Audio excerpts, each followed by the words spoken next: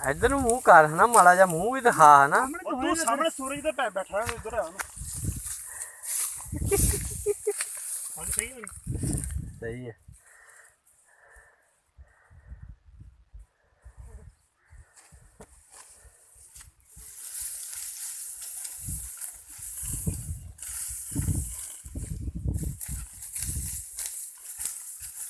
चले बैठ के देखने बनाओ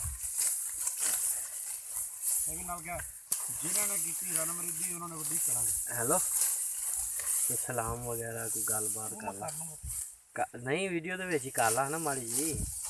अस्सलाम वालेकुम नाशक अली भाई की हाल आ देखो जी कणक वढ़ रहे असी